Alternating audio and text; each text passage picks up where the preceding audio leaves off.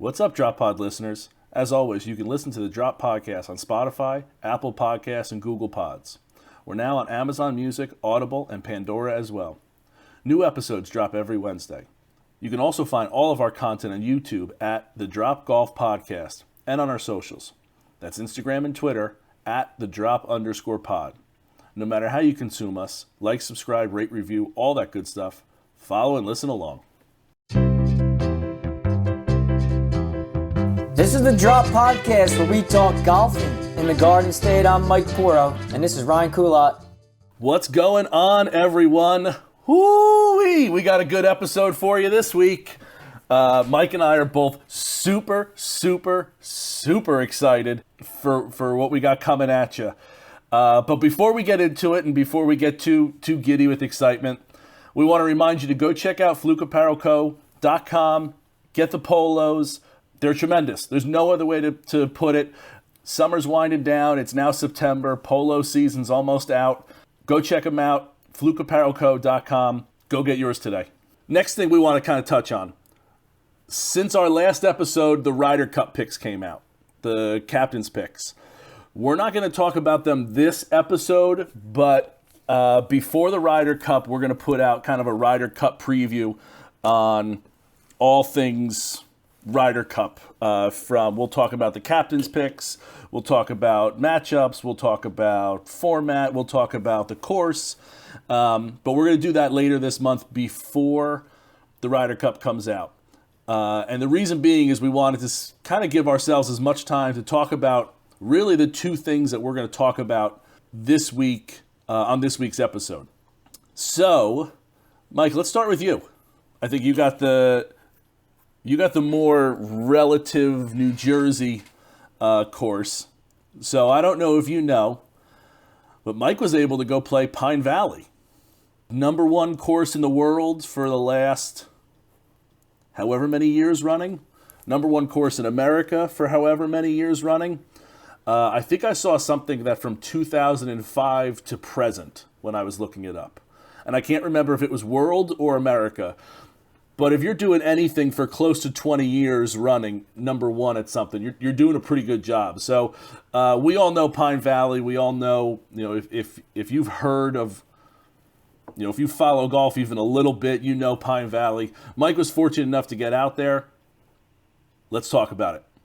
Mike, how was it? Yeah, I think it's one of those things that it's impossible to come up with enough amazing adjectives to describe that place.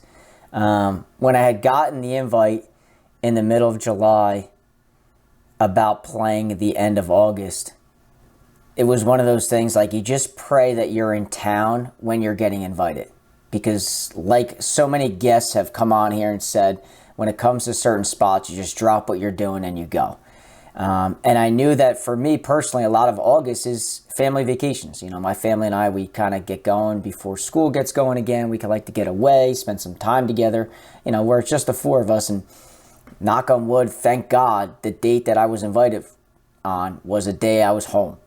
And, I think when you start thinking about Pine Valley and like you said, it was a number one or best golf course in the world according to Golf Magazine since 2005. It's been number one on Golf Digest's number one America's greatest 100 greatest courses. And then the fact that it still sits here in New Jersey is another thing that I think is amazing and why we are doing this podcast. Because I think a lot of what you and I have talked about is when you talk golfing in the Garden State, there are just so many unique, amazing spots. And I think the aura and the amazing thing is that the number one spot is here in New Jersey. It's not somewhere else. It's not a different country. It's not a different state. Frankly, it's just a different county for you and I to drive over to. It's so wild that that's the case. It really is. So wild. So, I think, I don't even know where you want me to start, but I think when we were driving over there, the guys that I was playing with, we all went in one car. We drove over. And I think besides the member, the three of us that were all guests of his were probably giddy. we're like little kids on, the first day of school, excited to see all our friends again, and you drive through the gate. And I will say this, it's not like you're going into this like blown out gated environment. It is like you're driving past a rural town. Like, we passed Wawa on the road. We passed a water park on the road. You passed a railroad on the road. Like, no, there are no signs that says, oh, Pine Valley's this way. You just know, if you know where Pine Valley is, where it is. It's like Tortuga. It's a Pirates of the Caribbean reference. Tortuga. You don't know how to get there unless you know how to get there. Yeah, dude. Because you're just passing normal, everyday things that we all see. You see the Wawa. You see the water park. You see the railroad. Like, it's all common things. And all of a sudden, you pull up to this little gate. You got a guy there that greets you. And is then it like Matita-Conks? Matita-Conk that says... no, it's smaller. It's even smaller than that. Yes. There's no... Well, Matita-Conk has a sign, right? There's no sign here. Right, it's got 4 letters on it, but it's still technically a sign. Okay, so that's way more than Pine Valley has, because Pine Valley has nothing. You just know to make a right at this place. Wow. And then you eventually get to this little hut where a guy greets you. And like anything, dude, I got my phone out. I'm videoing it from the back seat. And I think you get to the, we got there, we get in, we stopped and parked the car first. But the unique thing about Pine Valley is when you want to go to the range, it's a 2-sided range. Unbelievable, okay? Again, you're hitting Pro V1s, like the whole 9. It's all grass. They're asking for you to take like straight line divots. Don't butcher it up. Mm-hmm. But clearly I'm that guy that's not doing that. I'm trying just to like skull the ball so I don't take a divot. But you see, you'd have to drive your car to the range, because this is like a little community that has like 18 to 20 houses in this community, and the only way you live in there is if you're a member. Okay. I have no idea who lives in there, okay? I don't. Do people live in there, or are they just houses like to rent for like... No, people live in there. I think it's, probably a combination. But you and I are not renting a house to go in there. Right. No, I thought it was like... Because, again, cottages. comparing it to Matita-Conk, like they have cottages, but nobody lives in them, but like the member guest is like the guests are staying there. Yeah. I thought it was that kind of thing. They have both. Interesting. They have cottages to where you can stay if you're coming in from out of town. Or there's actual houses that people live in. Wow. Now, again, I don't know if they live in 12 months of the year, but there's people that live inside the community of Pine Valley where the golf course is located. Okay, interesting. And so you either take one of the vans that they have to the range if you're parking your car, or you can drive to the range. So the member drove us to the range in his car, so we got to see a little bit around where like the houses were, different cottages were, and got to really kind of experience the whole little community of Pine Valley. And then when you get to the range, it is like the seas just part. And you got all the golf balls in the world. You got, lines and numbers to everything. You have alignment rod. Like everything you can think of is on that range. Okay? And the one thing that I was surprised about, because I think when you think Pine Valley, you're like, oh, no one's going to be out here. Just going to be you, the caddies. That's it. There's tee times jam-packed from 7:30 to 10 o'clock. Wow. Non-stop. Like every 10 minutes. Bang, bang, bang. And it tells you like who the member is, and, this is their times all the way through. So it was kind of cool when we got back after hitting balls, we drove back up to the pro shop, and you got to walk around a little bit in there, and you got to see all the members' names, what time they were playing. But, like it's old school. It's not this big modern building. It's a small little pro shop. It's, it's a small little area for like the bathroom area, where the people greet you when you walk in. The caddies have their own little spot, but like I'm gonna guess it was like a director of outside operations type person or a caddy master that was there to get the bags out of the cart after we got done hitting balls at the range. It was just incredible, just like the beginning, because now you're all excited.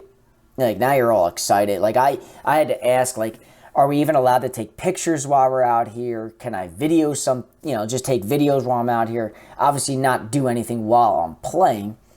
And, I got the okay. So I did get a ton of pictures. I didn't really share them on social media because one of the things that I kind of wanted to be respectful of not only the member, but the golf course as well, without just like blasting everything out there. But again, when you get to the putting green, Rye, it's like this little dime. It's like a little dime that has like 5 different locations.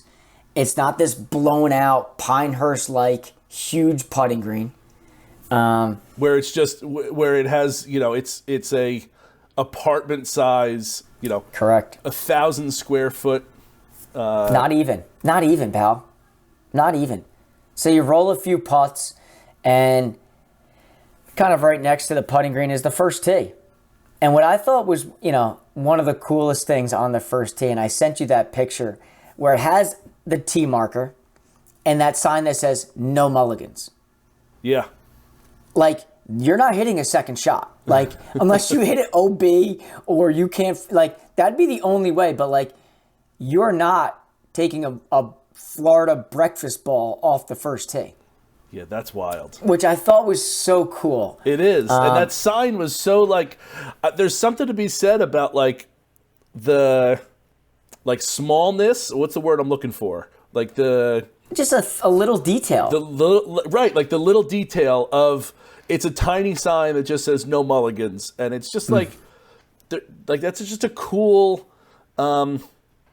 nuance is the word I'm looking for, of the place. Like you said, it's a small, quaint little pro shop. They're not like blowing it out extravagant. They're just like, our golf course is the best in the world, and that's what you're here for. You're not here for all the pomp and circumstance and frills of a 4-floor pro shop with thousands and thousands of items. No, you get your shirts and stuff like that, but it almost seems like it's a no frills kind of place. Listen, and I don't mean no frills, because I'm sure it's top of the line. I'm sure the service is top notch. I'm sure they knew your name. Like the outside operations guy was probably like, "Hello, Mister. Hello." I got a bag tag. Did you? Yeah, with my name on it. Are you saving it? What do you mean saving it? I'm going to keep it on a bag so I feel like I'm a somebody. You're not a memorabilia guy, so I just, listen, I'm not a memorabilia guy. But like everything in life, there's exceptions to rules. Something that says Pine Valley and has your name on it. Yeah, you keep that. The reality is, the majority of us are lucky if we get there once. Yeah.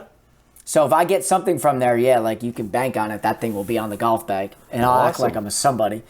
So leading up to the first tee, you're all nervous. And hold on, before you get to the first tee, did you do any research before? There's like that argument of like, come on, dude, come on, do you do? Because I'm currently on Google Maps right now, looking at the course, and like, did you do any homework of like, okay, this is the first hole, or this is the?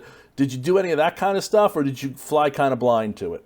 No, I am doing as much as I can on everything. Yeah, okay. I like to go in there prepared as if I know everything. But I watched the video on YouTube. There was like probably 5 or 6 videos I watched the night before. I was reading everything about it. Did you watch the match with what's his name? That I did not watch. The first, I know you're Deshell's Wonderful World of Golf. Like yes. I did not watch that. Okay. And I did not go Google Maps on it, but I watched probably 5 YouTube videos. I must have read countless articles, but that's on top of everything we've already know about the place. Like, cause we hear the stories, we see the pictures.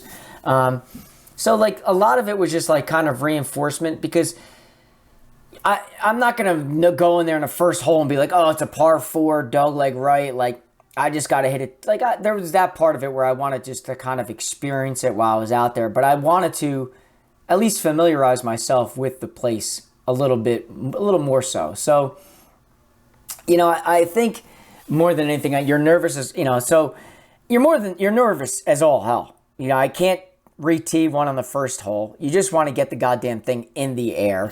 You're not smashing driver because it's a dog. We played what are called the member tees. There's 2 tee boxes really there. You can play the members tees, which is, if people don't know, Pine Valley is a par 70, okay? Has only 2 par 5s, one on the front, one on the back. So we played what are called the regular or member tees. It's just under 6,600 yards. It's a par 70. So it's probably Are there only 2 tee boxes? Because I saw something that said championship and members. Like when I was doing my own research for this, I was looking and there was it only had, it said championship was like 7,100 yards or something like that, and then members 6,500 yards, or again like whatever it was, par 70. Yeah, I think. God, that's a great question because from my recollection, it was only 2 tee markers out there. So, but I don't know when that would be correct. I don't know for when women play though. When women play, if they put a 3rd tee box out there, or what the case is. But I only saw 2 tee markers. One was the regular or member tees that we play, or you could go play what are called the championship tees, which again, it's still only a par 70. It stretches out to over 7,200 yards on a par 70. The rating is 76.6 on a par 70. Yeah. With a slope of 155. So now my next question, and maybe you don't know this, do women play there? Yeah. Oh, yeah. They're members. So there's women members. Yep. So maybe they play the members tees, and it's just instead of 76, it's an 82 with a slope of 191. Yeah, I doubt it because then they're probably not going to have fun. But there were definitely spots where you can have different tee boxes. Okay. And no offense, there might have been a 3rd tee marker out there. I just didn't see it. Just couldn't see it. Yeah, or I really wasn't looking. Right, and maybe is it the kind of place where like they look at the tee sheet and go, okay, no women today, so we're not going to put out the tee marker. Possibly, that could be possibly. Well. Yeah, 100%, because they know who's playing and who the guests are of who's playing. Yeah. Because even like obviously when you get your bag tag, or when I bought something at the end of the day in the pro shop, it said like my name and stuff on it. So like they kind of knew awesome. who I was. That's awesome. So. Yeah, I mean, listen, so to kind of think about the golf course itself, obviously the first hole is a dogleg right par 4. I'm not going through every hole with everybody because I think we would get beyond bored here, but I think you're nervous as all hell on the first tee. And I think we all had those jitters before, and if you don't, maybe, you once you play a new spot, but I'm at Pine Valley. Maybe you're not human.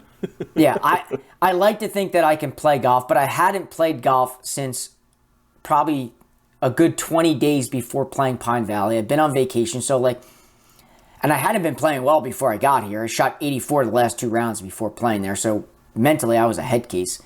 And all I wanted to do on the first tee was get the ball in the air. You could have been playing well and still would have been a mental head case. Yeah, well, all I wanted to do was get the ball in the air on the first tee. I'm like, dude, Mike, don't embarrass yourself. Just get it in the air. Whether it goes way right or way left, at least it got it in the air. Well, I can't lie. I get up there with my 3-wood and I absolutely scrape the thing right down left side of the fairway. Attaboy. Right? That's what I'm talking about. Right in the middle, right left side of the fairway, like looking pretty.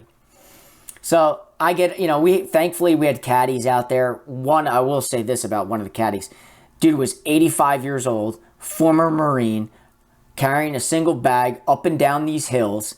Had told me he'd been caddying there since Harry Truman was the president of the United States. And I give Frank was the man. There's zero chance Frank is listening to this. Because when I told him about a podcast, he had no idea what the hell I was talking about. But I will say this. When Frank said something, or when Frank read a putt, it was a simple yes, sir, every time out of my mouth. Yes, sir. I will do my best. Yes, sir. Yes, sir. But to wrap up the first hole, so I stripe it in my eyes right down the middle, left center of the fairway, and I got maybe like 175 yards up a hill a little bit here. And, I'm thinking like, all right, dude, we're just not, don't make double on the first hole. It's what you never want to do, right? Don't make double on the first hole. Correct. Yeah, of course. So make a long story short, I hit the second shot, absolutely dead left. Can't miss it left. I make double bogey to start the round. So that was a rough, great start, awful finish to the first hole. But so I make a double on the first hole. And to make a long story short, I shot 82. I went 41 on the front, 41 on the back. It was a uninspiring golf round in terms of how I played, but that was irrelevant to what was going on. And I think when I think a lot about that golf course, hole number 5 is one that really stood out to me on the front side. And when I've seen pictures, there are just so many of hole 5 specifically, where you have so many bunkers along the left-hand side. It's probably like a 225-yard par 3 up a hill. So it plays a little bit longer than that. The green is kind of like perched up. You have more bunkers on the right-hand side. You have a little water in front of the tee box, so if you top it, you're dead. And I think just looking up this hill and looking at this hole, the colors were phenomenal. The view was great. And I thought that was one hole on the front 9 to me that really just was like, wow, super cool. And it just was like, wow. It was like a wow hole. Is that a little island green? You got to cross a bridge there, it looks like, to get to it.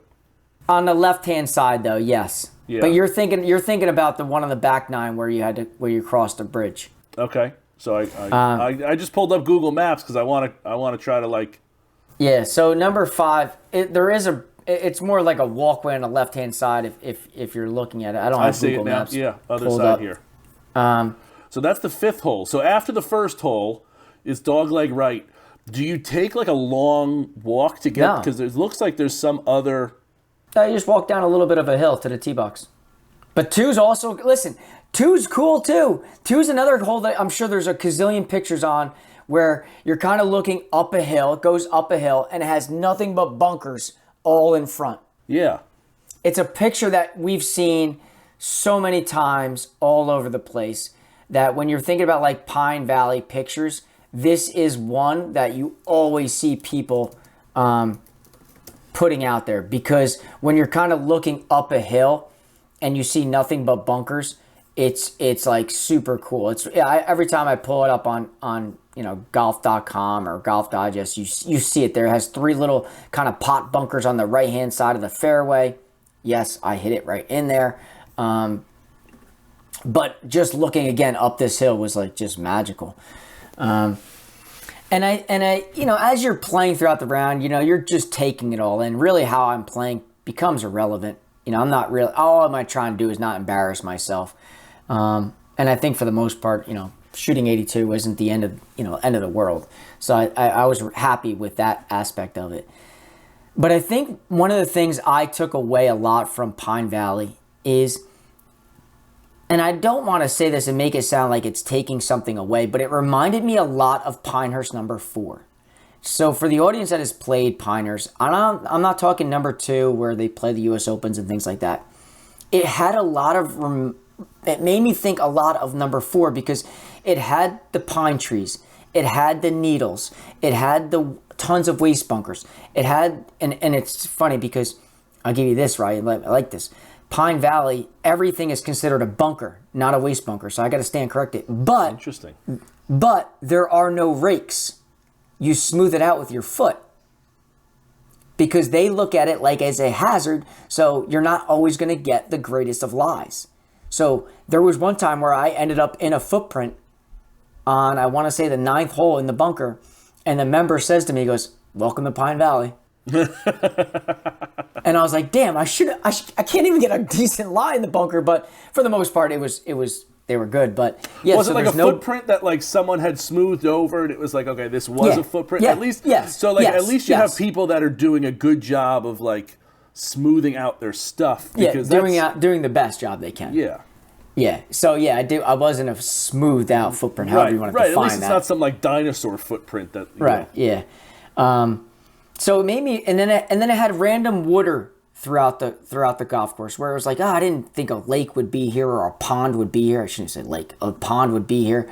But just walking the grounds, I think of that every hole was different in terms of like what I was getting. Some greens were dime sized, like the tiniest things I've ever seen. And then there was other greens that were huge. And then there was times you'd look at a fairway and be like, dude, you can't miss it right. And the member would be like, no, there's a lot more room right. I'm like, where? Like, you can't see that. And then you'd hit one right and you're like, oh God, that's in the wood or in the woods. You're not finding it. And then a caddy would be like, safe. And you're like, how the hell? He's like, oh, it's much more wide over there than you think.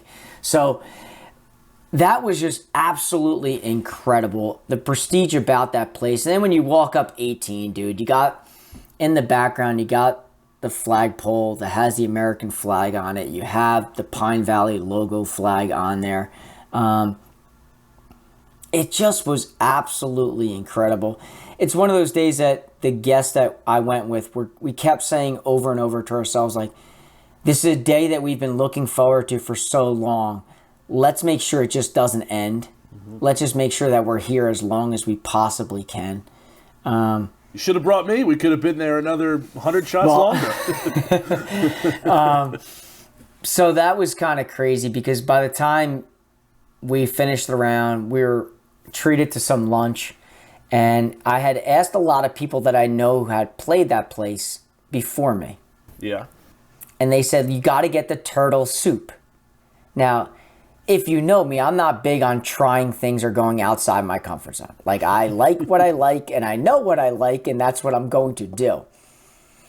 But like anything, I have to bend a little bit here. So I had the famous turtle soup.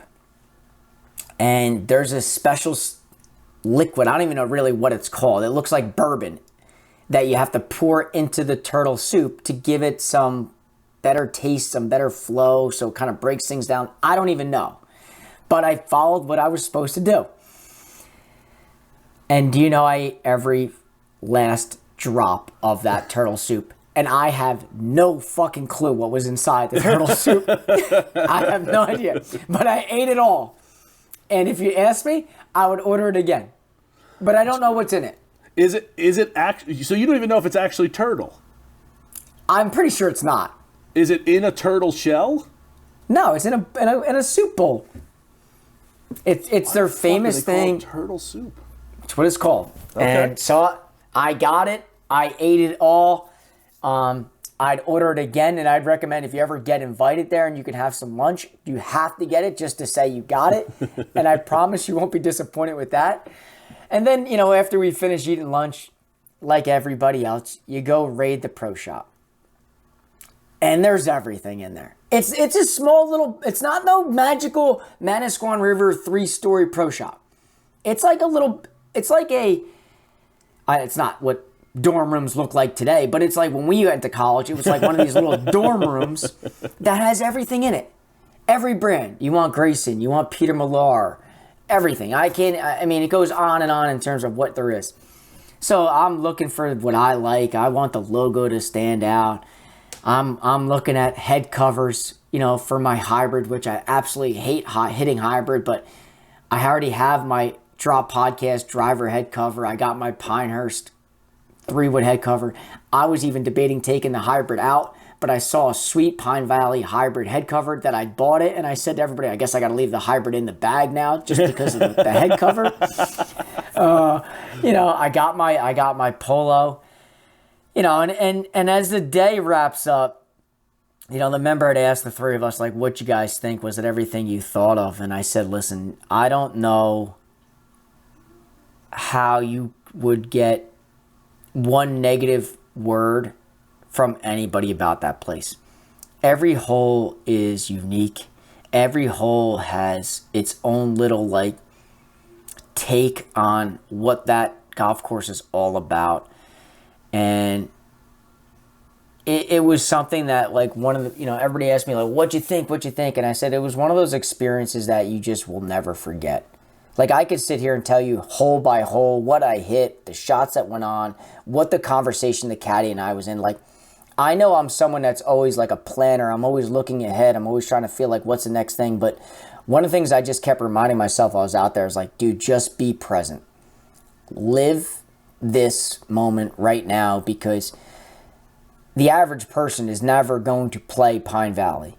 So if I can be present and just take this all in, and then I can maybe explain what this whole thing was about, that was my goal. For sure. That's what they tell you, for your wedding, right?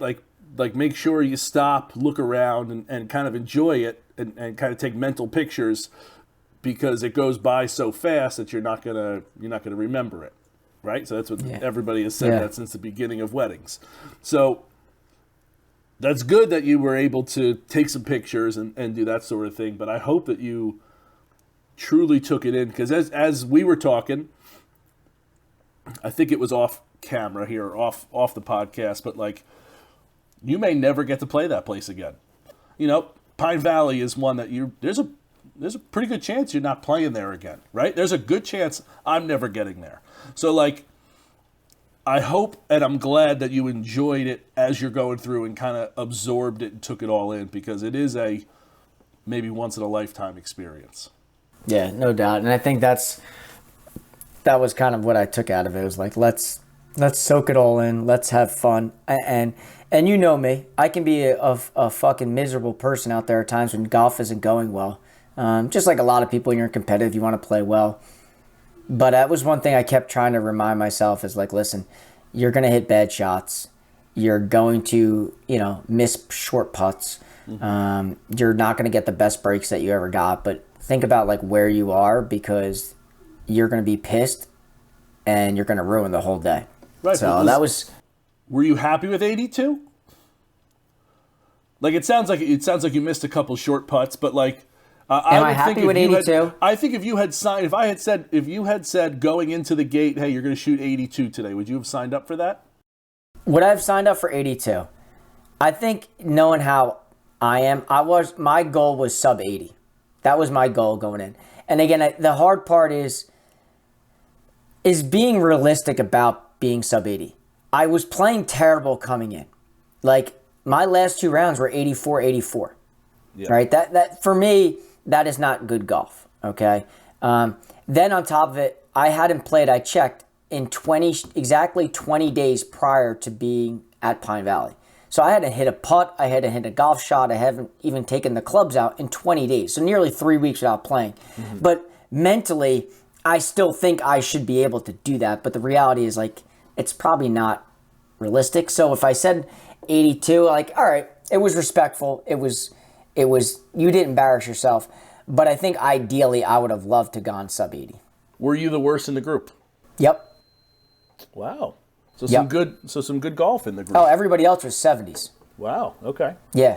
The member is a plus handicap. One of the guests was a plus handicap, and the other guest was his index was 2.1, and mine's 2.6.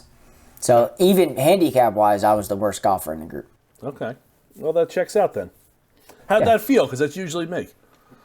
How did that feel? I like it. It's a competitive thing, because now you know you're not the best in the group per se by a handicap number, so it fuels the fire a little bit more, because now you're like, dude, I got to play. Like, I got to play. I do, and maybe because it's the position I'm always in, I do like chasing as opposed to being the one who's getting chased, right? Like giving, like if I'm playing in a group and I'm the best handicap, that's maybe because it's unfamiliar to me, but I also don't like that, or I'm not used to that pressure. I like getting shots, because then I know I can kind of play a little more freely. Yeah. We'll play even next time we play. I think the question that everyone wants to know is, did you avoid Satan's asshole? The answer is yes.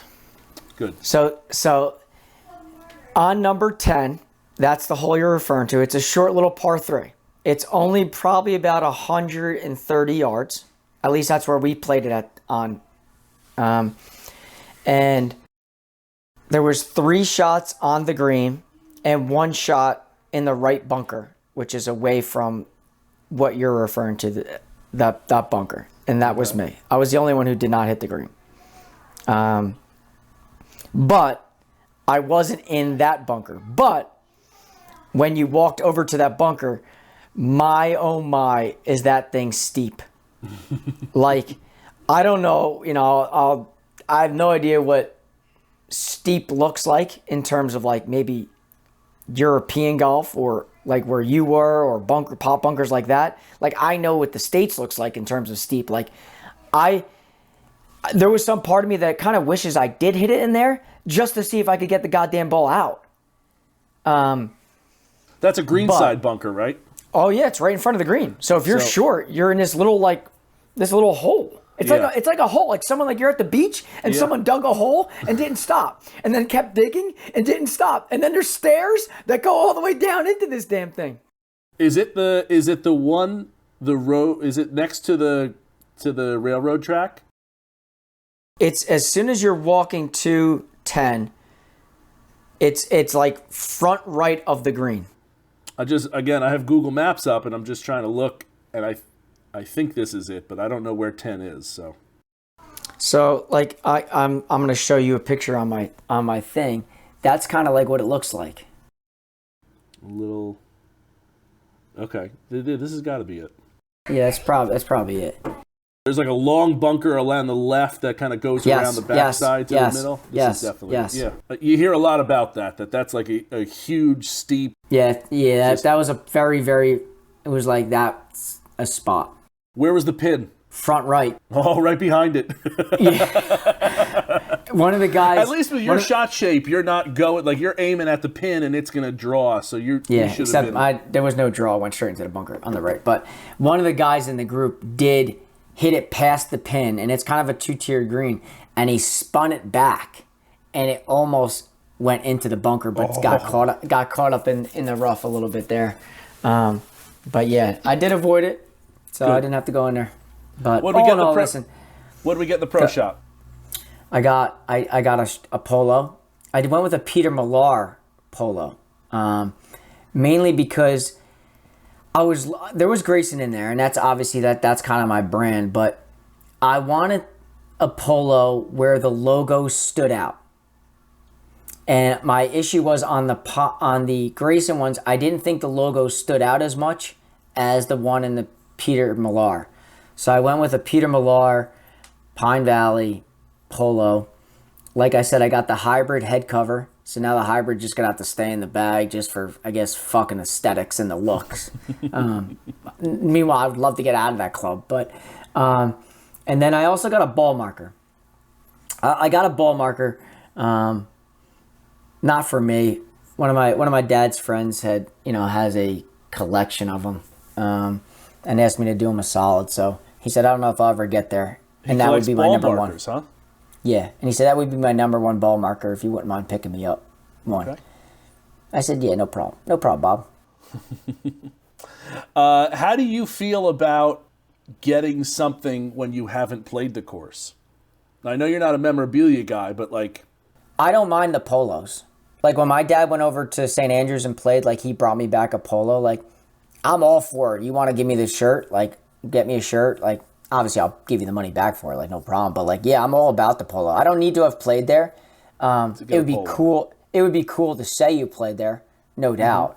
And I think when you visit special spots, it's kind of a no-brainer. Mm-hmm. But if I'm going into the local muni, like I don't need to pick up a polo there. No. But the idea, like if we went out to like Pinehurst again, or if we went to Bandon, or we went to Erin Hills, like we went to Pebble, like I'd get a polo.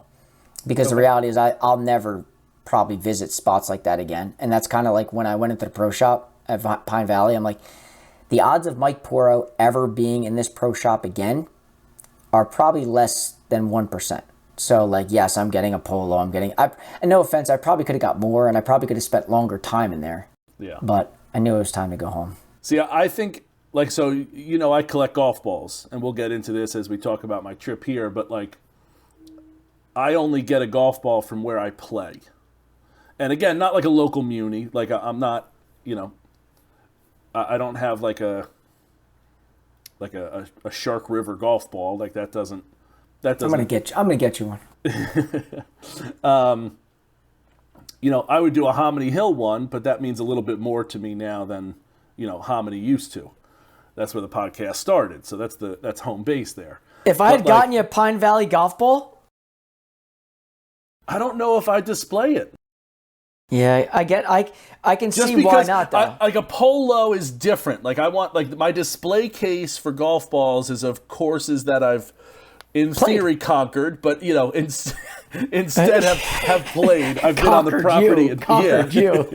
But I can see that point though. Why would I want if your whole thing has always been collecting the golf balls of special spots I've played? Yeah. how can you put one on there regardless of where it is? that And I haven't never played it. Yeah. I Like can a see that. polo might be a different thing. Like I'd wear a polo. My golf balls are supposed to be places I've played and like special memorabilia. So like if I also get like a poker chip or like a ball marker, I have the golf ball with like the marker behind it if I happen to get it. So like, but that's, again, that is supposed to be for places I've played. A polo or something like that, I would wear, if you had gotten me a Pine Valley polo, I would have worn it. Or a hat or something like that. Yeah, no, sorry, I didn't get you anything. No, quite all right, because you know what? Most polos don't fit anyway, so. But listen, all in all, it was a phenomenal day. One I'll never forget. And I can't thank the member enough for extending the invite. And I will put it out there that if you ever need one, you got my number. I'd also like to extend, if you ever need another, you have Mike's number, who has my number. So.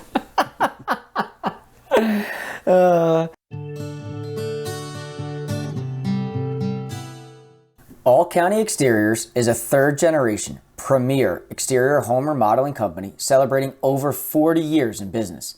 In a remodeling world where the average remodeling company only survives in business for 5 years, All County Exteriors has stood the test of time, providing their customers with top-quality roofing, siding, windows, and doors. They service homeowners and builders with anything from small repairs to large additions. All County Exteriors is not just limited to construction. They have a deep passion for giving back to their community and are charitable supporters of the Make-A-Wish Foundation, the American Cancer Society, Roofs for Troops, and Parents of Autistic Children. If you have planned to do any exterior remodeling, call the experts at All County Exteriors for a free, no-obligation estimate for your project. Just call 732-370-2780 or email them at info@allcountyonline.com. That's 732-370-2780 for All County Exteriors for all your remodeling needs. So listen, let's get into your trip because I know we talked a lot about it leading up, and I know there was really no talk of me going to Pine Valley ahead of time because I really didn't want to hype it up as much as your trip, because yours was a trip. Mine was just a day. Let's talk about golfing in Ireland, because I saw some of the pictures that you had sent me, and I can't lie, the weather looked absolutely phenomenal. And when I think about crossing the pond, all I think about is like rainy days, overcast skies. But every picture you sent me was the sun was out and it looked pure. I'll get into the golfing aspect and the numbers I saw posted on there in a little. But why don't we talk a little bit about that trip? Yeah, so I guess I'll start with the background. I have one of my closest buddies from high school. He and I actually share a birthday. A bunch of years ago, moved over to Dublin for, he got a job over there. And I haven't been able to go over since he's been over there. Just like life happened, COVID happened. So this summer was the first time where I was like, yeah, I can make this work. Coming out of COVID, flights were super expensive the last 2 years. So this was the first time where it was like realistically able to go over there. So I made it a trip. I bookended it with days in Dublin. I did the touristy stuff, and this isn't what the podcast is for, but like went to the Jameson distillery, went to the Guinness factory. I did like a bus tour around the city, did some sightseeing. I had 147 Guinnesses in the pubs in Dublin. That's it? That was just in one day. And nice. That's why you shot 75 that day. Like I went to the famous spots like Temple Bar. There's a bar called Ryan's, so obviously I went there and had a pint. Just did that kind of stuff, but I bookended the trip that way. But on the trip there were 12 of us total. So my buddy organized it. He did a great job of organizing and coordinating, really, because there's a lot of stuff that goes into it. But we rented like a party bus and a driver for us, so we could kind of go through, so we don't have to worry about 12 guys and 3 or 4 cars kind of getting all our stuff to and from. So everything was kind of one place centralized there. Like I said, I was in a day early. A few other people were in before. But basically, we picked up most of the party at the airport and went right north to the golf course. And that first golf course was County Louth Golf Links or Golf Club. It was really the only true links style course that we played. There wasn't a lot of. We were on the water. It's just directly north of Dublin, on the water. But there really wasn't a lot of like mounds or hills or undulations or anything. It was really pretty. When you think of like true links golf, this was the true links golf course that we played. Whereas the others, which I'll get into, are on the cliff. So you have these big mounds and. Honestly, and I told you, the pictures don't do it justice. The pictures were phenomenal. They look beautiful, but they don't do it justice as to like how big some of the hills are, how deep some of the bunkers are. So we can get into that. But so we played County Louth. It was again absolutely just a beautiful golf course. There wasn't one course that we played that was like, wow, this course really isn't like, we're not going to play this one again. And we may not play, if I go over again, we may skip some of the courses, but that's just to play other courses and not because these courses weren't any good or not because I would send someone back to all of these courses in a hot second. They were amazingly beautiful. Like the views were beautiful. They were well manicured. They were tough but fair. It was tremendous. And like you said, the weather was great. We really got hit with wet rain twice, I would say. And for all of you that just looked at the radio or your phones, yes, I said wet rain. Because as our caddy was telling us at St. Patrick's, there's 2 different kinds of rain. There's rain, which is like that misty rain that they have there. It comes and goes, like you had mentioned. It's what you think of when you think of Ireland, like the weather rolling through. But you're dry within a minute after that stops because the wind is blowing. You're not like soaked. It's almost like a top layer of wetness. But then there's like the wet rain where you like get soaked and you got to put the rain jacket on. The umbrella's got to come out. Let me tell you, I took the umbrella out once. Most useless thing I ever did. Wow, that's a good thing.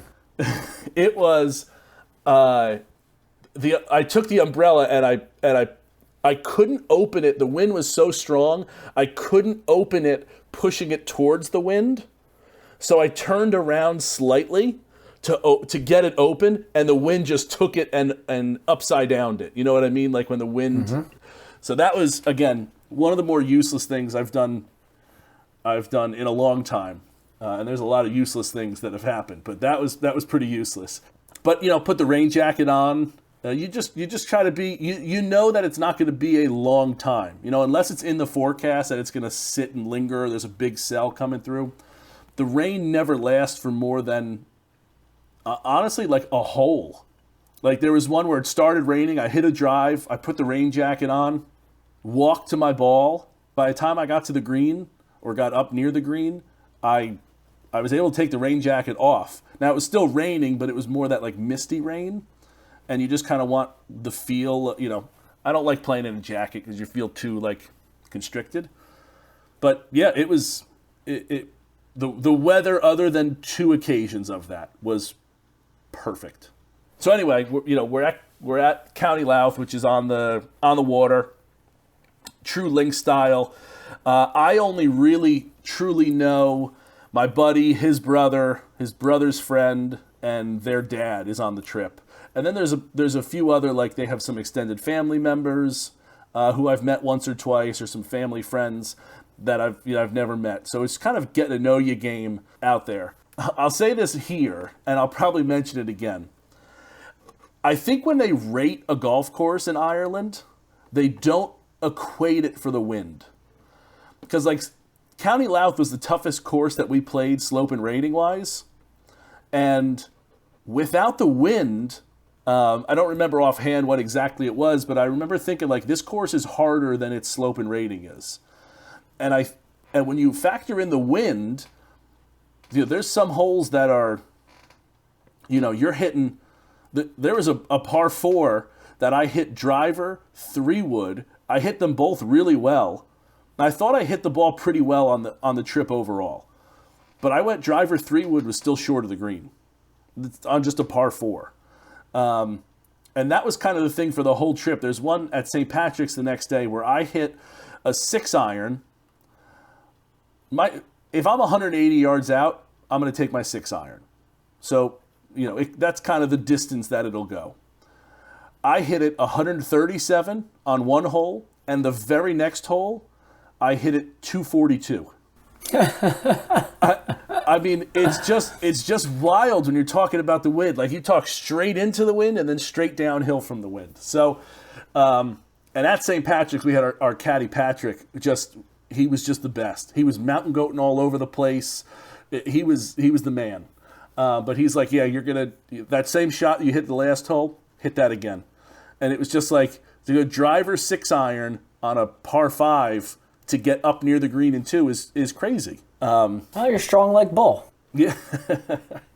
So it was the wind is wild. It definitely messes with you a little bit. You definitely are kind of like trying to figure it out because there's some times where you're like it's really blowing, so you play. I have the fade, and so you're like, okay, the wind's going left to right. I gotta put this way out to the left, have my fade, bring it in, and the wind. And it was tough. Sometimes it didn't do it, and sometimes it pushed it.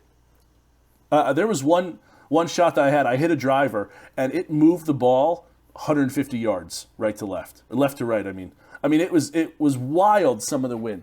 So like trying to judge that the wind on top of never playing the courses before, not really knowing what's up there, that really made it difficult. And I think that's the thing when you take out of the courses. So going back to the slope and rating, I was looking at it, and a couple times I thought this. We kind of talked about it on the bus as well. I think my handicap went up overall because while I thought I played well, each of the times it was like your handicap, was a 14 at this place, and I was like, I shot 84, and it went up, and I played pretty well. And I think it's because the slopes and ratings are different over there. I don't know if they don't equate the wind as much, but it was rather, I thought if you had put those courses in America, they would have been more difficult than their slope and rating was, if that makes any sense. Yeah, 100%. Yeah. And that was one thing I did notice when I was checking your scores just to see how you were playing and whatnot. That's one thing I was like, man, either he's playing like the ladies' tee boxes things are just different over there because everyone I kept seeing you put in was like 67.8 on a rating or 69.2 or 66. And I'm like, what is he do? I'm like, I was going to text you, but I was on vacation too, and I wasn't going to bother you. I was going to say, can you go play the back tees, please? I'm sick of seeing these numbers. Now, so we didn't play the back tees because there were some people that were there. There's of the whole group, there was some older guys there, so we didn't play the back tees. But I do think that so I'd say that the yardage that we played or tried to play was roughly in the 6,500 range for the whole time there. So at St. Patrick's we played the slate. The slate's exactly 6,500. It tops out at just over 69. So it's we played the second to back tees and we did that quite a bit. But yeah, we didn't tip it out ever. Except for Critch Island, which really only has one tee box. So, but yeah, that was what you were talking about sending me back. We didn't play the backs there, not once, did we? And there are some again, like at St. Patrick's. St. Patrick's was beautiful, best course that we played. It's the number 3 ranked course in Ireland. It's the 55 ranked course in the world. It's only going to get better because it was built in 2019, 2020. It's it's going to continue to rise. It was stunning. but there's points on the course where like the grass hasn't fully taken yet. So like it's only going to continue to mature and grow, and it's going to be stunning. But there were some holes where like when they want to hold a championship there, they can move it back even past the sandstone and have a really, really good, difficult golf course that would be over 7. Anyway, so County Louth was great. Then we got back on the bus. I bought a golf ball because, that's what I was going to do. And then we drove, it's like a 3-hour drive on the bus north to Rossapena, it's called. I believe it's Ireland's only golf resort. And they just built St. Patrick's Links up there. There's 2 other courses. There's Sandy Hills, and Old Tom Morris designed the first course up there. So there's Old Tom, Sandy Hills, and St. Patrick's. So we played Old Tom and St. Patrick's. And as I said, nice. St. Patrick's was stunning. But it's so new. They don't have a clubhouse. They don't have a driving range. It's old school. It's old school. It is. But it's almost like they're still, like I said, it's still maturing. So they haven't built, they know where they're going to build it, but they haven't built it yet. So there's like 2, maybe there's 3 trailers that are nice trailers, but like the pro shop's in a trailer, and then they have a trailer bathroom and / locker room for men's and women's. And again, it was beautiful. It really was. It might be George for me. It might be George Washington on my Mount Rushmore. You said that about North Jersey Country Club. Yeah, and then you can't keep flip-flopping. You can't keep flip-flopping. We're going to need to get you to have your America. That's not flip-flopping. It's not flip. It's just like that's adding. I played a new course. It's not recency bias. But it's not recency bias. I'm trying not to have it. None of these other courses. None of these other ones are on there. I needed a New Jersey. Was stunning. I need a New Jersey top 5. I need a United States top 5, and I need a world top 5. Then I'll tell you what. We'll do both. We'll do all 3 of those. Good. Send me that because I need to. I want to hold you accountable because it can't be every time we play a course it becomes. But it certainly the best can. Of the best.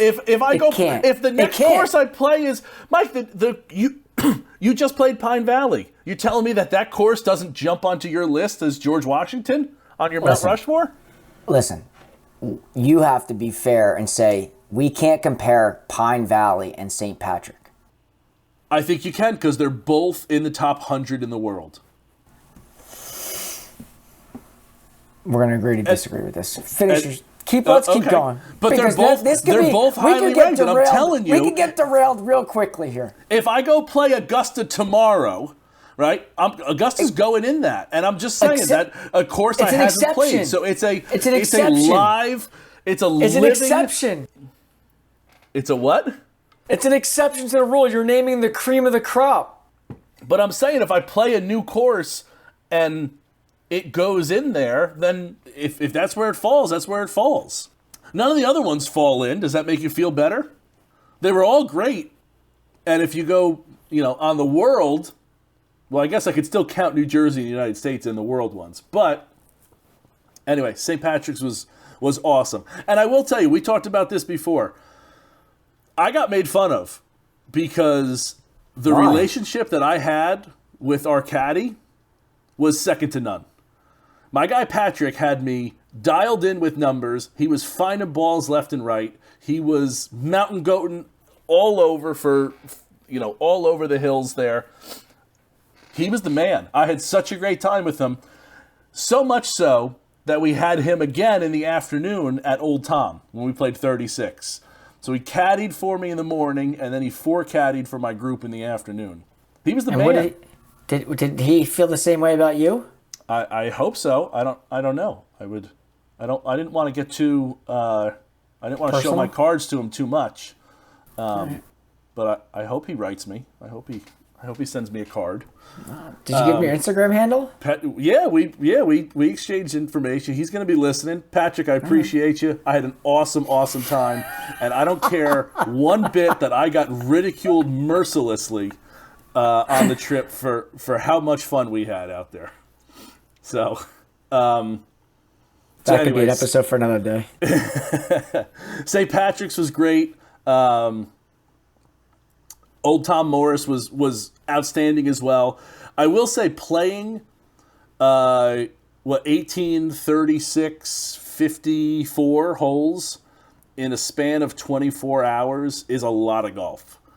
And by the time that Old Tom kind of came around, I think I was ready for a break and ready for okay, this is just kind of it was really the only time that we started drinking heavily on the golf course. We hit the halfway house, and I was like, we gotta turn this into some fun. So ran inside with my partner, grabbed some beverages, and then went back out. But Old Tom was great as well. Again, I don't want to say St. Patrick's was on another level for me, and then all these other courses except for Critch, which I'll get to in a second, are all terrific. They really were. So anyway, we drive up. I will say this about St. Patrick. Obviously, I saw your videos and I saw the pictures that you put on the folder about that place. That the weather that day looked so pure. Pure is the... So they say this. You ready for this? We can go Ireland. When something's good, they say, "Oh, that's class." You hit a good shot, be like, "Oh, class, laddie." Yeah, the videos and the pictures I saw from that day specifically, I'm like, wow, that looks good. Yeah, it was beautiful. And again, I hate how photos of golf courses never do it justice. I really do. So we bus up there, 2 nights at Rosapenna. We get up after playing 36, and we're on the northernmost point of Ireland, basically. It doesn't get much north than that. And we're going southwest now. And we stop at a course that claims to be the best 9-hole course in the world. And I don't know if that's true, but I've played some 9-hole courses, and this course blows it out of the water as far as 9 holes go. Now, that doesn't mean that it was the best. This was, I would say, as far as the golf course itself, this was the least manicured, the least, again, just as far as the course itself goes. I don't want to say this is the worst golf course, because it was still a nice golf course. It was, if you look at its 9 holes, it was I'd say Shark River's a good comparison. It was as quote unquote nice as Shark River is. It wasn't bad by any means, but it was just not as good as the other ones go. But what Critch Island was the uniqueness of it. So again, it's an island in the North Atlantic. That once you get on the island, there might be, 50 houses on the island, and the roadway barely fits a golf cart.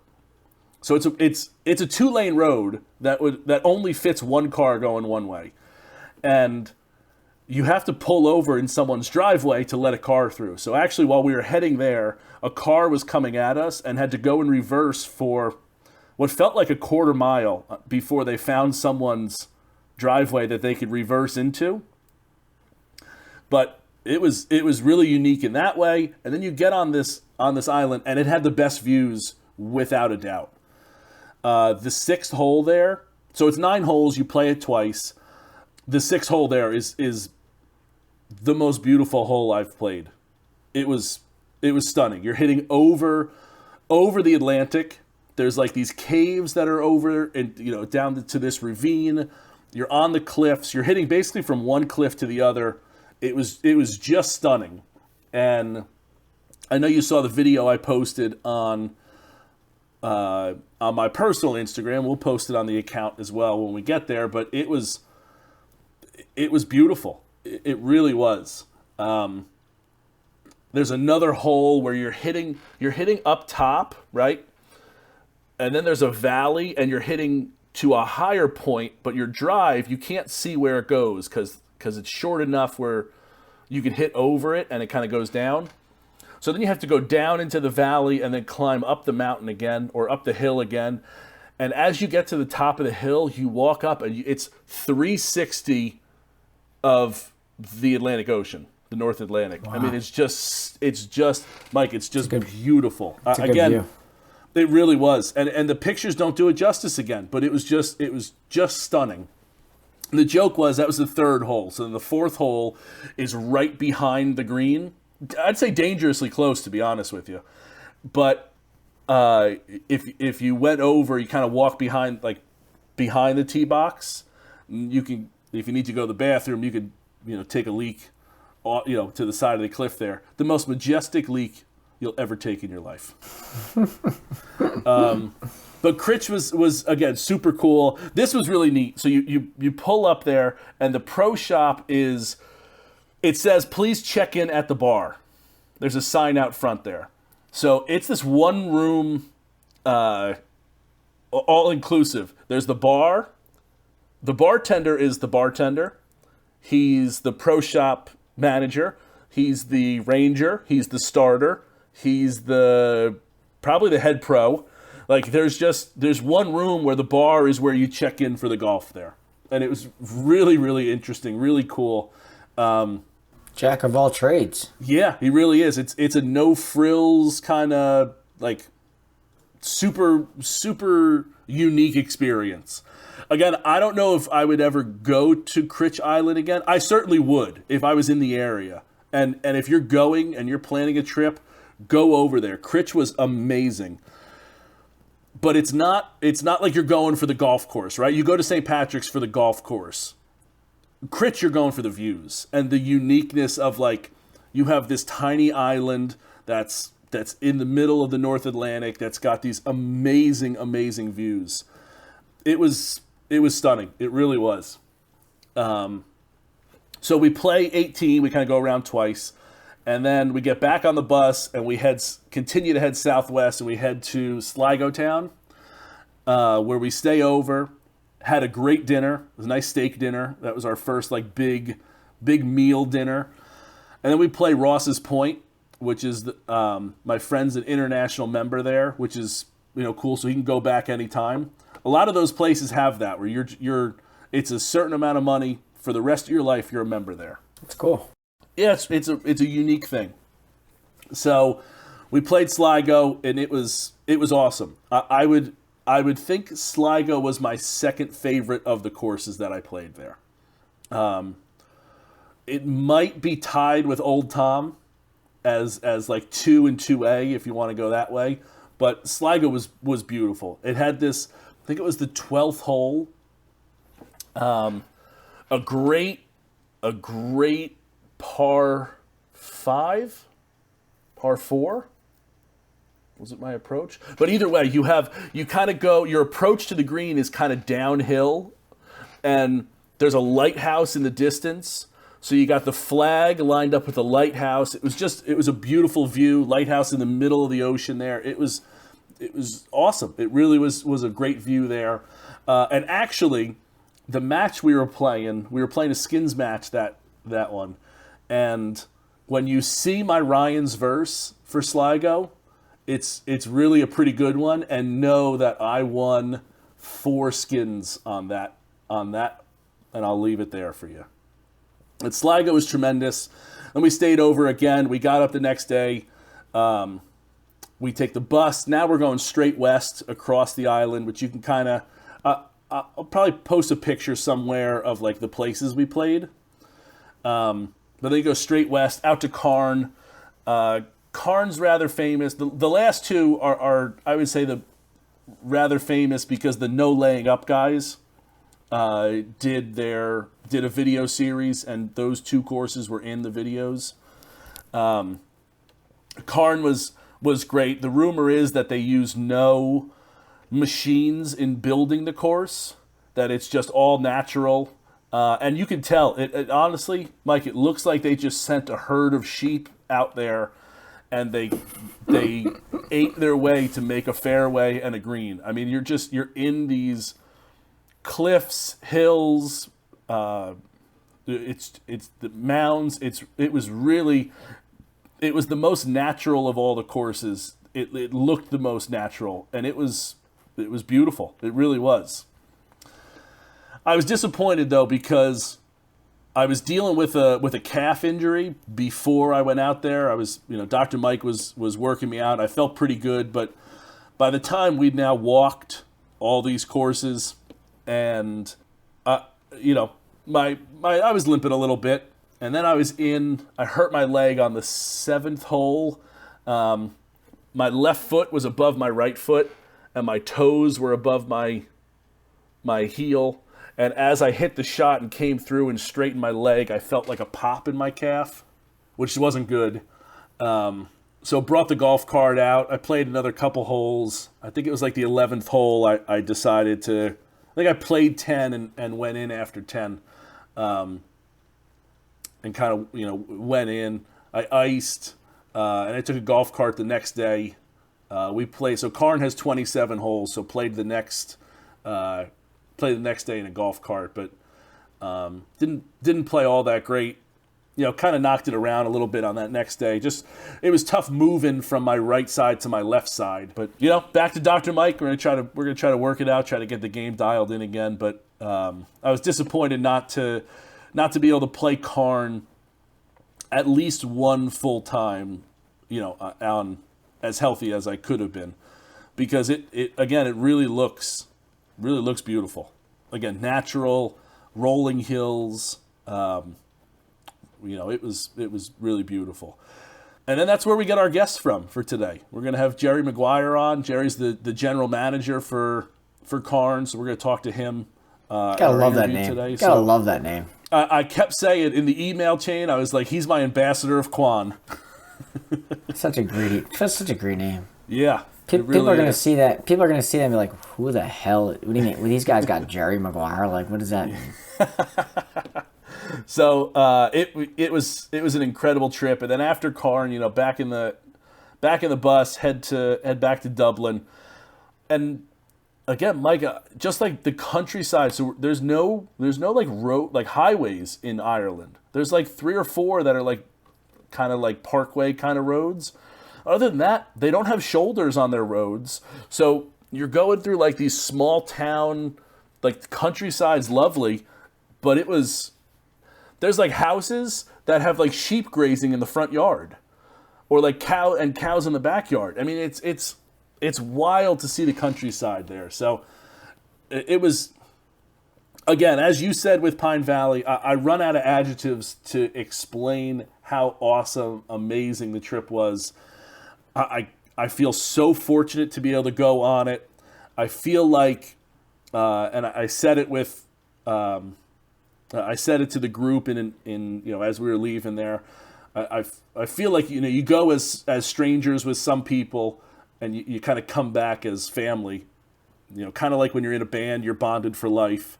Same thing. My first golf trip to Ireland, I feel like those memories will last a lifetime, and it was truly amazing. And I know I said it, if any of them are listening, guys, I can't tell you how amazing that trip was. And thank you so much for having me, for organizing it, for being the commissioner, for everything that that happened on the trip. It was truly special. So, thank you guys. And I love you. And that kind of wraps up my trip, Mike. Yeah, you're making me envious that I'm ready to go on a golf trip right now. I talk about the single days of playing and one day here, one day there. But I think like a lot of things, nothing beats a guy's golf trip, and it's, I know when you go on golf trips like that, you have all different types of people. You got the golf junkies, you got the social people, you got the guys that, get after it more so than others. But I love the idea of going on a golf trip, and it's a golf trip. Yeah. Like, you're there, you're playing golf. Like, I don't need all the extra festivities that go along with it. Like, people want to do it, that's good, go for them. Like, I'd go to bed and just be ready to go the next day, which is fine. And I think that's what sounds like you kind of had there is like you guys were able to, if you wanted to go out, you could. If you wanted to go to sleep, you go to sleep. But at the end of the day, we all know we were waking up and teeing it up. That's exactly what it was. Like after dinner, we'd go to the hotel bar, have a couple drinks, and then it was, hey, we're gonna head to bed because it is a golf trip. We're here to play golf and have fun. Not like we weren't, but like on the golf course, we weren't really drinking. But then we got on the bus, like Irish whiskey's going around, and if you want to partake, you can. But it wasn't like a heavy drinking trip. It was a golf specific trip, and like you said, there was really only one night that they went out into town, a Carn, and or Belmullet, I guess is the name of the town, that we kind of went out in after dinner. There's another little spot. Actually, this place is really cool. So this story's interesting. So we're out in Sligo town. We're at this bar called Austy's, and Austy's is this like typical little Irish pub that there is, and it was just like tight, small. The people are so friendly. You're getting pints, passing them left and right, and there's a guy there who was there the last time the crew was there, and they met this guy, and he ends up, they make a bet on the Ryder Cup.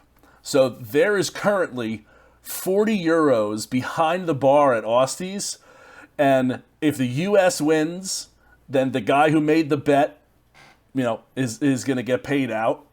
If the Europeans win, then he's got the money over there already. But they got a bet on the Ryder Cup, and there's shirts involved. There's videos that are going to happen. So pretty cool that like there's a bet behind the bar at Austy's right now that'll get paid out for the end of the month. But just in like hey, we're having a whole lot of pints, having fun. We're gonna talk some smack. It was really really pretty cool, really pretty fun. That sounds great. If you're in Sligo town, Austy's is a good spot. It's really the only spot. It was a very small town. I think they said there's 800 people in Ross's Point. Oh wow. So that's why we stayed in Sligo, which is like kind of like a little bit down. Probably took 15 minutes to get to the course. But yeah, truly an amazing experience, and it was one I'll never forget. Well, back to the native land. Yeah, back to the real world. So that's going to be it for us. Hope you guys enjoyed this little recap. If you're planning on a trip, again, I recommend all of these places I played in Ireland. Mike, I think you recommend Pine Valley if anyone has the opportunity to go play it. We're going to send you now to the interview with Gerry Maguire. Again, Gerry is the general manager of Carn Golf Links. He made his first podcast debut with the No Laying Up guys. I don't know if this is his second, but it certainly could be. Gerry's awesome. He's an old Irish guy. He's got a great story. I don't want to give any spoilers, but here's our interview with Gerry Maguire, my ambassador of Quan. Enjoy.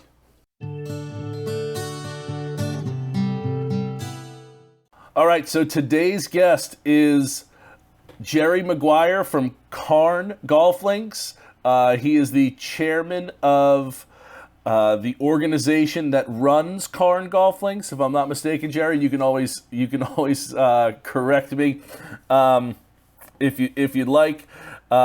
He works very closely with a woman named Fiona, who is the general manager, and together they are kind of the two-headed monster that runs a tremendous golf course, 27 holes in Belmullet, Ireland.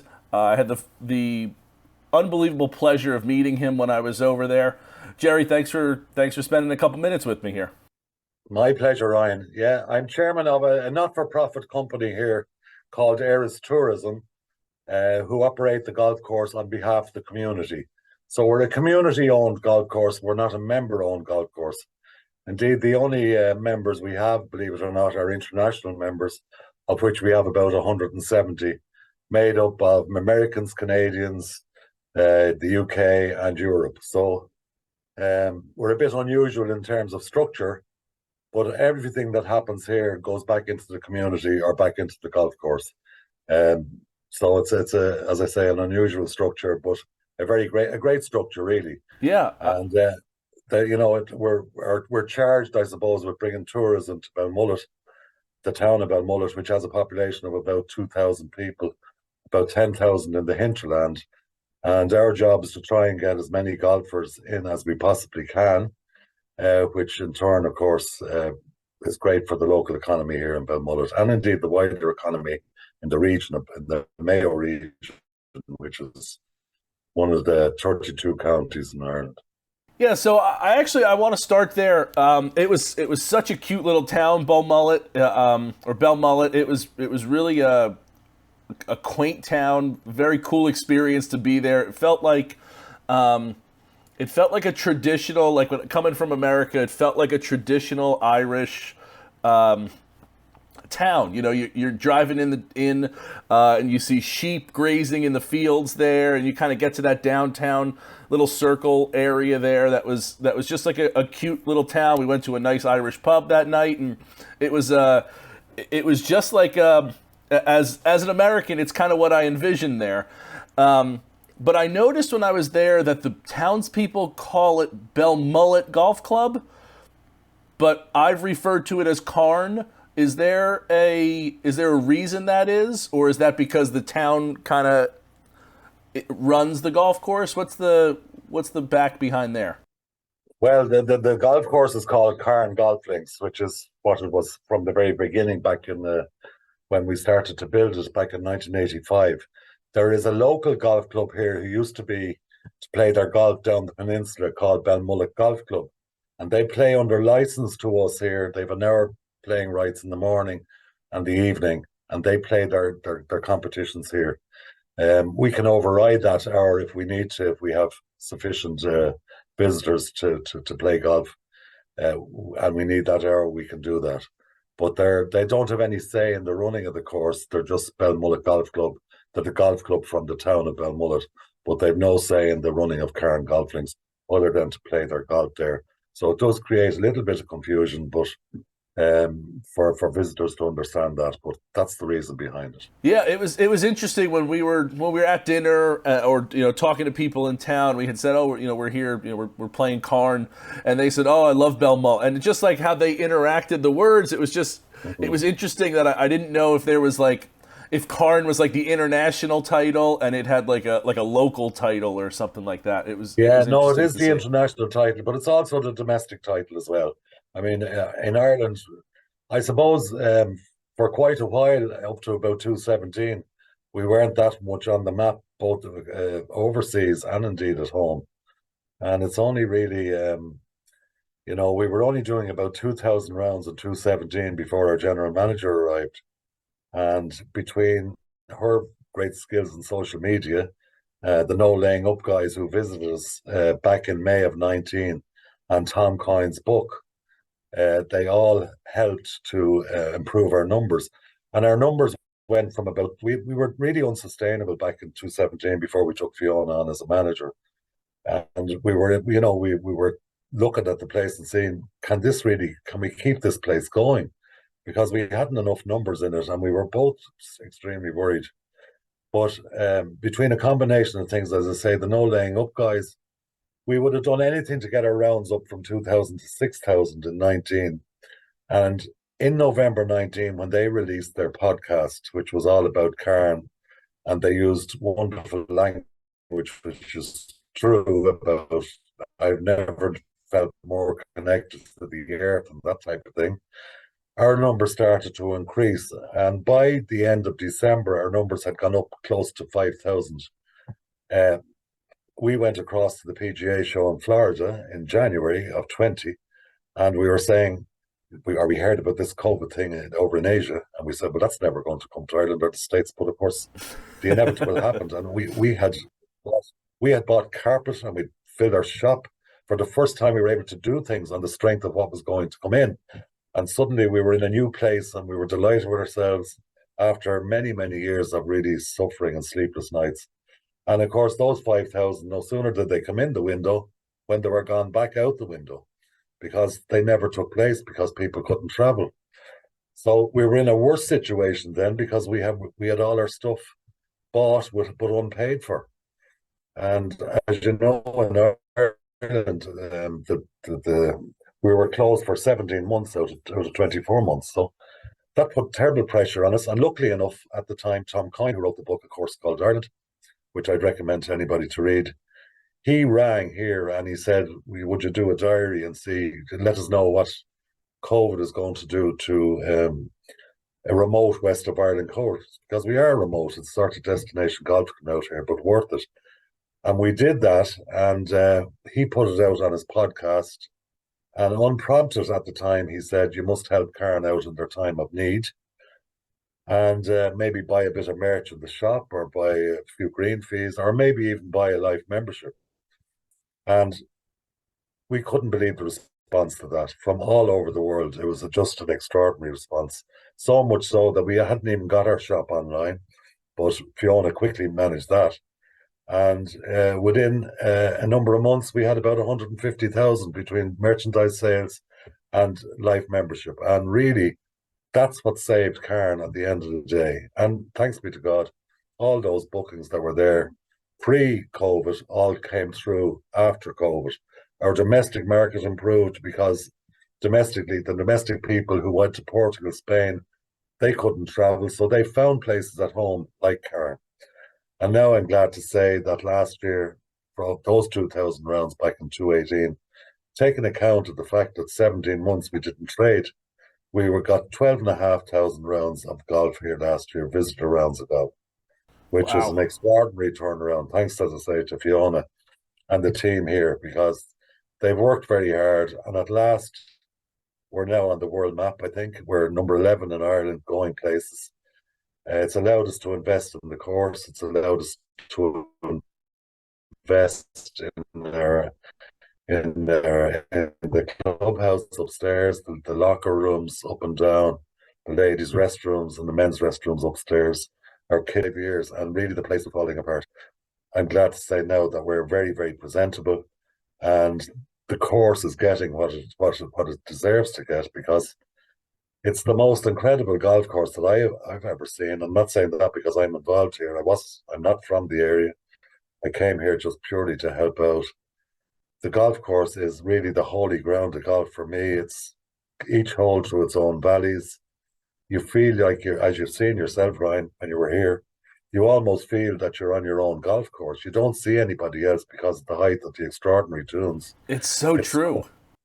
Yeah, I mean, you couldn't man-make what's here, and it's just, as a cardiologist recently described to me when I met him out on the golf course, he said, this is just a spiritual place, he said. You have to experience it. If you're going out with stuff in your head out there, that'll be gone by the time you come back. So you mentioned about Belmullet. Belmullet is the most welcoming place I've ever met. I mean, that's why I'm here today. The people are so welcoming. That pub down, McDonald's pub in town, they call it the Lobster Pot. Once you get in, you can't get out. And how many nights have I known that? But it's just, the town goes with the golf course, and they're so welcoming and so appreciative of the golfers who come, and then in turn go into town and spend a few bob, whether it's eating or drinking or spending a night overnight. So everybody is very grateful. But as I say, without our international visitors, it wouldn't be the same. We had our first ever international week in last May. We had 130 golfers from mostly Canada and America, and what a blast of a week. And they all went home as a family that week because the town embraced them, the golf club embraced them, and they embraced each other. And by popular demand, we're doing it again next year, even though we were going to do it every second year. So yeah, sometimes we have to pinch ourselves here with the success. It's been incredible. And we just make sure that we keep our foot on the pedal, because we want to make sure that, we appreciated the few people who used to come into the car park back in 17, and now we appreciate all those who come in, and we give them the best day that they can possibly have at Cairn. Yeah, it was really, like you said, it was a special experience to feel like you were out on the course. I know that there were other people. The parking lot was full that day that I played there, both days and didn't see another person. You know, you could barely see the group in front of you or behind you at times, and not for slow play or anything like that, just because you really feel like you're, like you said, you're on your own on the golf course because the dunes are so high. It's so natural feeling that I've described it as, it just seems like when they built the course, they sent a bunch of sheep down the fairway, and the sheep kind of molded the fairway, and then that's what they cut now. I mean, it's very, very natural there, and it's unique to any of the courses that we played on the trip there, and I think that's telling to what you're saying, that it's a very unique experience there. Yeah. Well, of course, what happened was back in 1985, there were sheep grazing on it, and they probably did mold out the fairways. There were 15 farmers. It was all commonage land that was out here. And in fairness to five great business people in the town, they came out and said, I wonder, could we make a golf course out there, which would bring some form of tourism into Belmullet? And they had great foresight. And Eddie Hackett was a genius of a golf course designer. And when he came, he said, it's already there. And that's why it's so natural today, because he wouldn't allow any machinery in when they were building the golf course. And what they did was they brought in a lot of people on scheme workers here. So there was 12, 14 scheme workers with spades and shovels. And that's the way it's been. And that's the way today, even with money today, we will not touch and change the ruggedness and the naturality of the place, because that's what's the way informative for all our visitors. And they don't want us to change it. And even though we see little things ourselves, something in to make it less natural, and we won't do that. So it's a great old story. It is destination golf, where because of our newfound fame, I suppose, for want of better words, we're now building or in the throes of meeting with architects to build 10 high-end links cottages, 4 bedrooms, which we would hope to be up and running by early or late 26, because that's what people have requested now. And that's a new project on the mat, along with a new driving range. We have an adjacent airstrip here to the golf course, and we're just putting in for planning permission to put in a driving range, and really to bring Cairn up and hopefully to host. As you know, we've had the Irish PGA Championship for the last 3 years. We would now hope to go on and perhaps host a Legends Tour event and maybe an Irish Open after that. So, look, it's all happened in a very short space of time. It's, as I say, we pinch ourselves today because I know both of us, not too long ago, had to put our hands in our pocket to pay the wages. And from where it is then to where it is now, is just extraordinary, really. And it's thanks to the likes of yourself, the Tom Coynes, the No Laying Up, the Chasing Scratch, who have all been here and really given it number one because of its uniqueness and because of its rawness and ruggedness. Well, I appreciate you putting us in the same vein as the No Laying Up guys, but I think they're slightly bigger than we are. But you guys certainly are on this rocket ship, that's exploded, as you said, in 2018, having 2,000 rounds to having 12,000 last year. Where is that going for you? Do you see that? Obviously, you see it continuing to grow. Is there a top out that you see, or is it just we're gonna keep going and we're gonna keep molding as we need to? Well, we're very comfortable with 12,500 rounds of golf with their 3 nines, because we can spread the field very quickly. Because a lot of people want to play Hackett and a lot of other people want to play the Wide Atlantic Zone. So we can manage that very easily on a day-to-day basis at particular times. So 12,500 over 27 holes isn't huge. That said, if we got up to 15,000 rounds of golf, we would know to happen is that we don't lose the charm of feeling like it's your own golf course. We don't want to be people on top of one another or people chasing what's in front of them and being chased from behind. I think that would lose the whole magic of charm. So we will stop it as soon as we see there's any danger of that. But I don't foresee that happening in the very near future. I think you could actually do 20,000 rounds of golf here quite comfortably with the 3 nines. Whether we need that or not at the end of the day is another day's work. But certainly we've come so quickly to get 12 and a half. I think probably if we were doing 15 a year, I don't think Fiona or myself or indeed the management committee here or the board would be too unhappy with that. I think they'd be able to do a lot of work with 15,000. I think you'd sign up for that pretty quickly. Yeah. I would have done it. Yeah, yeah. Now, Gerry, you talked when I was there. You told us a story about how you got to Belmullet. What's your kind of background? You know, we've talked about the course and Eddie Hackett, 1985, and kind of its more recent success. But how did you get to Belmullet? You're not originally from there. What's your story? Well, my story was I worked in Dublin with the main bus company in Dublin, 4,500 bus drivers and with 12 trade unions. I had that for 35 years. Quite an intense type of job. You know, if the buses in Dublin stopped, the world stopped. And of course, it was got a lot of media attention. So I was involved a lot in change management, really, for those 35 years. I retired early. I had a holiday home in Belmullet. I always remember the night I arrived in Belmullet, I said to my wife, I said, we're never doing this journey again. And my friend who's my great friend now, who invited me down that time, he was chairman here. He almost knew. He handed a glass of whiskey. It's a bit like the hospitality you talked about in Belmullet when I arrived, and his wife cooked a lovely dinner. And we went down to the Lobster Pot and we got a free pint down there. And suddenly Belmullet became a whole new place for me in the space of a few hours.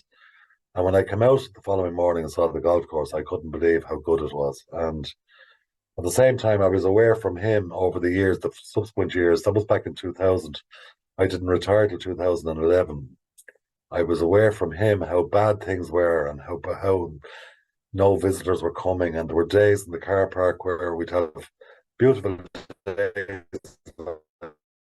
we have here today, where there'd be only 3 people in the car park and having a magnificent golf course. They asked me to get involved, and we did that. And we made a few early changes. We created a management team, and obviously at that time it wasn't really managed on a day-to-day basis. There was no general manager in because they hadn't got the finances to put a general manager in, but really it needed a general manager, and we needed to take the risk of doing that and it would pay for itself. So we got the best general manager in the country, and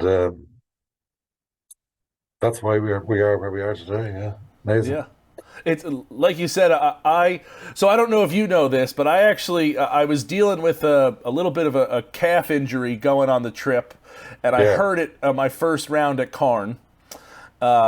I felt like a pop. I had to go inside. I had to ice down, so I didn't get to fully experience the whole 27 holes. But to your point, the course itself, the town, it's so welcoming that as you said, you and your wife came there and you're like, we're not going back, and it's really has that feel of like, yeah, it's super welcoming, super. You know, I'm running out of adjectives to describe it because it is such a special place that you can totally see it once you get there. That like, wow, this is a heaven on earth kind of place. Yeah, absolutely. It's just, I reckon I lived 10 years longer for living in Belmullet and playing golf in Cairn. You know, it's that the air is beautiful. It's, as that cardiologist's wife said to me, she said, could you bottle the air? And she was from a beautiful part of Ireland, so she obviously thought there was something different up here. But yeah, I mean, the 27 holes are all great holes. There's not a bad hole amongst them. You know, no matter where I go, I still come back to Cairn. Except for that second hole. Yeah, well, yeah. That has ruined a lot of golf cards. Even though it's a short hole, but you have to play it. A lot of Cairn is, as I tell many of our visitors, short and low and straight is lovely. Because we're not a long golf course, we're quite short actually against many other ones, and we're very, very playable for all groups and all handicaps. That's all you just need to be doing, is not to be trying to kill the ball and put it into a dune that you never see it again. Our fairways are very, very fair. Our golf course is extremely fair. So it's a little bit hilly at times for some people, and we have plenty of buggies to cater for that. So all around, I don't think there's anybody who I've ever met have come in off the course of Cairn who haven't had a great day out. And even if they haven't played great golf, they just said they enjoyed it tremendously well and will certainly come back. Yeah. No, Gerry, to my point, I only played 10 holes the first day, and 7 of them, like I got hurt on the 7th hole with how I was standing, and that's a story for another day, but it was still an amazing, amazing experience, not even being able to finish it, and I'm itching to get back. I'd like some revenge, of course, but I'd also like some, it was so beautiful for those holes to not even finish. I feel so Deprived. yeah, deprived a little bit for sure, but it was, I could see how special it was and didn't even finish the round, and it was. And we played the other side the next day, and I had a buggy out there. For those listening in America, buggy is a golf cart. In Ireland they call them buggies, not golf carts. But yeah, it wasn't. I don't want to say it was like a difficult walk or anything like that. It's certainly hilly, but you come in from it, and I came back into the bar. Like I said, I had to grab some ice, and even I was just like, this place is unbelievable, and I didn't even get to finish it. So it really is, to your point, an incredible place. Yeah, I'm always amazed how it took so long to really put it on the map. And well, obviously the skills of Fiona and the team here um, has made the difference, and that's really the podcast made a great difference. Gave them great support to do that, and we've won awards now on the way, and it's yeah. As I say, we have to keep pinching ourselves. Yeah. But the one thing is, we work very hard. We're very, very much.